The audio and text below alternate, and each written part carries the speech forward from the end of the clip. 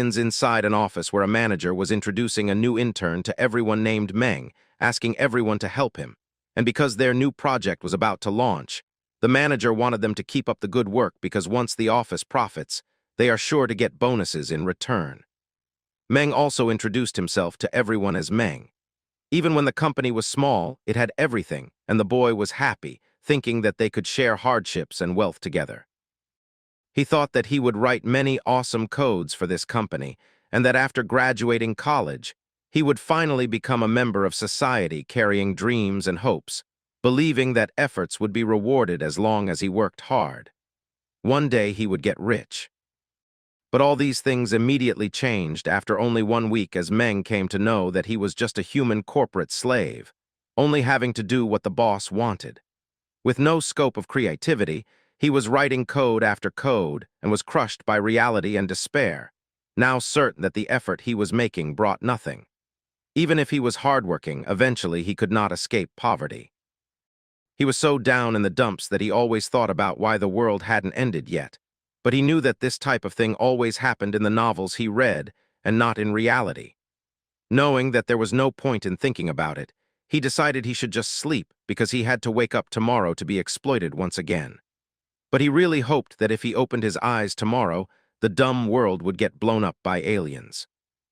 As Meng got deeper into sleep, he heard a chiming sound as the system notification appeared, telling him that he had activated the perfect life system.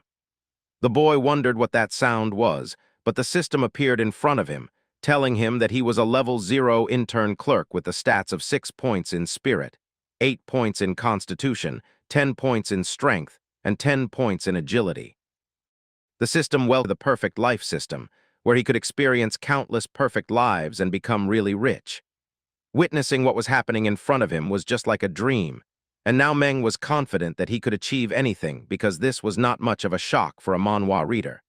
He thought that he should screw over the overtime and the bosses, thinking that he was free, posing like a great villain with blue from his eyes. But suddenly he heard an explosion outside, which clashed with multiple people and vehicles. Meng put back his glasses and wondered what was going on, looking outside and seeing that the gas pipe had exploded. But as he saw many people getting injured from the gas pipe, they all suddenly started acting weirdly and straight up turning into zombies. Instead of being lifeless, they were now causing a ruckus all over the place. Looking at that, Meng was completely shocked from head to toe, slamming the curtains to the other end and turning towards the system, wondering what it said its name was. The system told the boy once again that it was the perfect life system, and hearing that, Meng started screaming, wondering if the system was joking because it was straight up an apocalypse outside. But before Meng could fully release his pent-up anger, someone started slamming the door, and as the boy turned around, he saw that it was a woman who was slamming the door to enter inside. From behind, she looked really beautiful, and even the boy knew that she was the boss's niece from the company next door. Even when he had forgotten her name, he had taken the same elevator once and found her quite pretty. But as Meng got closer, he saw that the pretty lady was now a zombie, and the boy was sure to pretend that he did not see anything. But just then, a system notification popped up and gave something weird to Meng, telling him that a perfect day starts with flirting, and that he would have to go talk to the beauty who was standing outside the door to gain a perfect romantic encounter with the reward of 1 attribute point, along with 1 romantic partner in this new world. Meng was panicking while smiling, knowing that the system was serious because it was a full-blown mission. He rummaged around the room for food and water supplies, knowing that there was nothing useful in the office, so staying inside the room wouldn't be enough for survival either. Since the system had issued him a mission, he would have to go out eventually. So he decided to test it right now, even when the boy did not want to.